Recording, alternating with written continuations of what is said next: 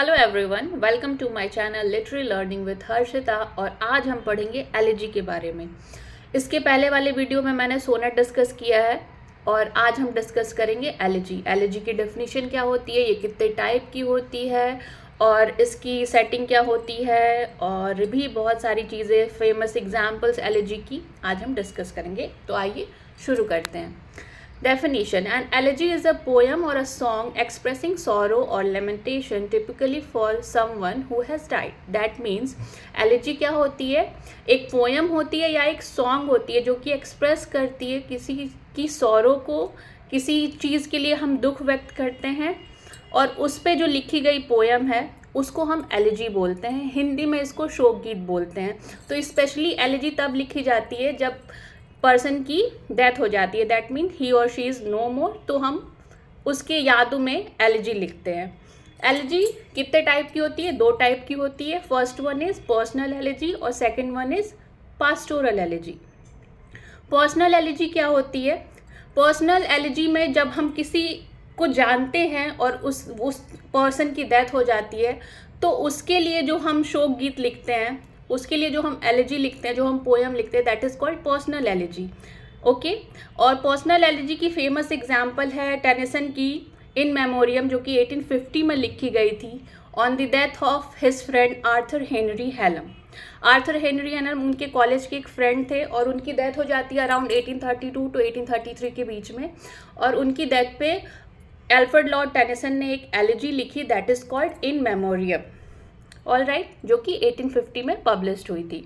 Second type of elegy is pastoral elegy. What is pastoral elegy? Pastoral elegy is after the model set by the Greek poet Theocritus. Theocritus ने इसका model set किया था। In pastoral elegy the poet assumes himself as a shepherd and weeps at the death of another shepherd. होता क्या pastoral elegy में कि poet खुद को एक शेफर्ड एज्यूम कर लेता है और कोई दूसरा शेफर्ड जिसकी डेथ हो जाती है उसकी डेथ पे मॉर्निंग करने के लिए, उसकी डेथ पे लेमेंटेशन करने के लिए पोएट जो है एक पोएम लिखता है, that is called pastoral elegy. Basically एक शेफर्ड होता है, पोएट खुद शेफर्ड बन जाता है और वो दूसरे शेफर्ड की डेथ पे एक शोक गीत लिखता है, एक एलिजी लिखता है, तो that is called pastoral elegy.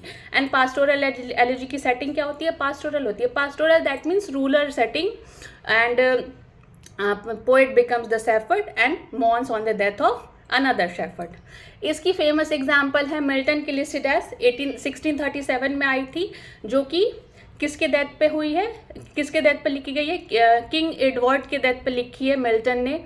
Another famous example है सैली की एडोनियस 1821 में आई है और ये जॉन कीट्स की डेथ पे लिखी गई है। जॉन कीट्स जो कि एक रोमांटिक पोएट थे, पिलर ऑफ रोमांटिसिज्म हम इनको कह सकते हैं, उनकी डेथ हो जाती है ट्यूबरक्लोसिस से at the very young age, around 26 की एज में उनकी डेथ हो जाती है। तो शैली ने उनकी डेथ पे एक पास्टोरल एलिजी लिखी, that is called Adonais, which came in 1821। All right, अब हम बात करते हैं सेटिंग की। तो सेटिंग मैंने बताया कि elegies often have formal structure such as a specific metre और rhyme scheme, although modern elegies में deviate from the traditional form. तो ट्रेडिशनल फॉर्म की तो एक ट्रेडिशनल मीटर हो गए, ट्रेडिशनल राइमिंग स्कीम हो गए, लेकिन मॉडर्न एलिजीज डिफर कर सकते हैं। ऑल राइट, थीम्स की बात करें तो थीम्स में ग्रीफ हो गया, लॉस हो गया, मॉर्टेलिटी हो गई, पासेस ऑफ टाइम हो गया, इन सब चीज़ों के बारे में हम डिस्कस करते हैं। टोन जनरली होती है सीरियस होती है। ऑल राइट, एंगर को, फ्रस्ट्रेशन को, एक्सेप्टेंस को, ये सारी इसकी टोन होती है। इस टोन में ये एलिजीज लिखी जाती है। फेमस एग्जाम्पल्स की बात करें एलिजीज की, तो पहले बात की थी मैंने इन मेमोरियम की, ऑर्थर हेनरी हेलम के लिए लिखा गया था, In Memoriam of Arthur Henry Hallam by Alfred Lord Tennyson.